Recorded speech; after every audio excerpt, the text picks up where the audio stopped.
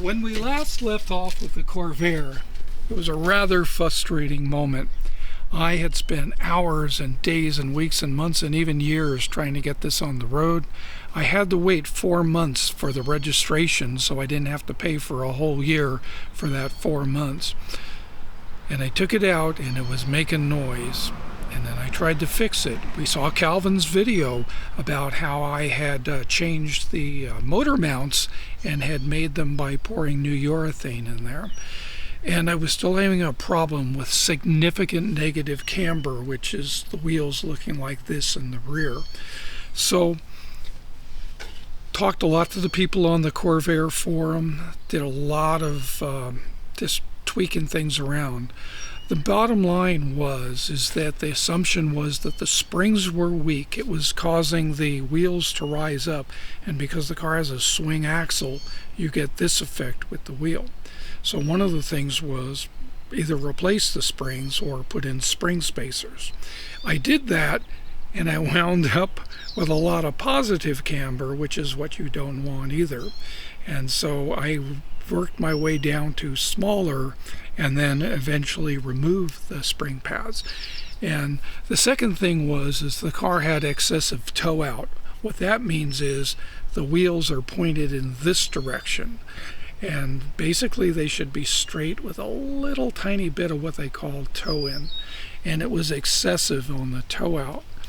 So there's a real mystery as to how the problem got solved, because it wasn't the springs and it wasn't necessarily the motor mounts. I think my personal feeling is that the toe made a significant change.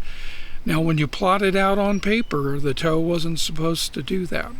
There was one other thing that I did do. When I poured the motor mounts, it was a cylindrical tube, and then there was a rod that came up that was threaded that held the car to the chassis.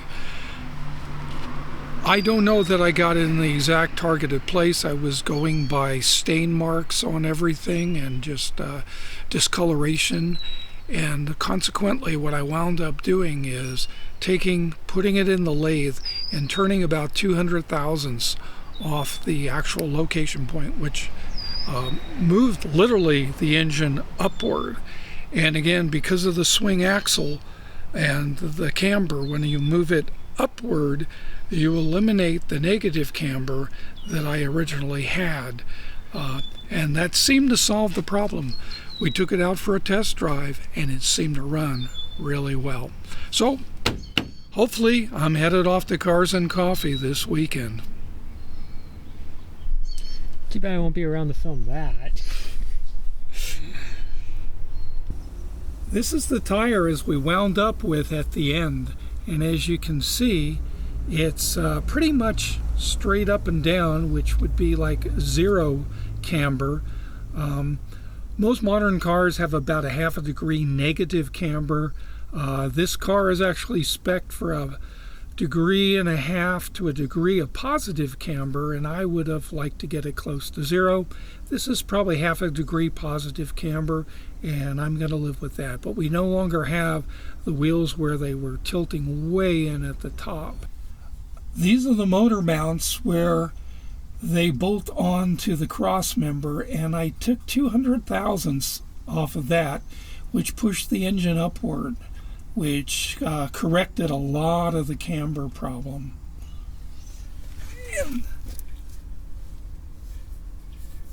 this is where the axle passes through the A-arm, and this is where it was quite noticeable. I had actually physically cut a portion of the A-arm out so that we can have a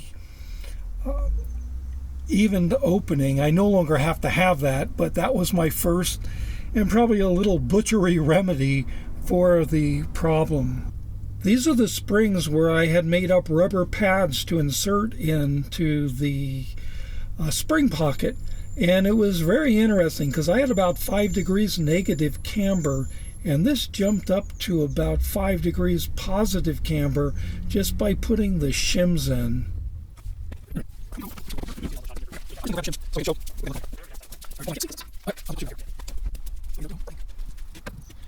This is the first shim that I put into the spring pocket, and I went from 5 degrees negative camber to 5 degrees positive camber, and that just wasn't going to work. I had another spring cushion that I put into there, and this dropped it down to about 3 degrees positive camber, which was still too much. And it's interesting because it's not excessively thick, but it sure made a big difference. So I didn't have to put in any sort of spring compensation. The original springs seemed to be doing their job. One of the things that I did is that I slotted the cross member so I could slide it up and down, and I didn't need to do that.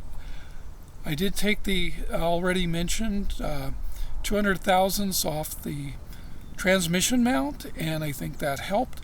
But the more significant thing is that I got rid of the toe problem. I had well over 1.5 inches of toe out, and I now have roughly the factory high end of about 1/4 inch of toe. So that's what fixed the problem as far as I'm concerned. I need to put in any form of spring compensation because the springs apparently were providing sufficient height. God, what is it? 6 things flying over at once? How many planes? I hear like 3 of them. I think we were living at an airport.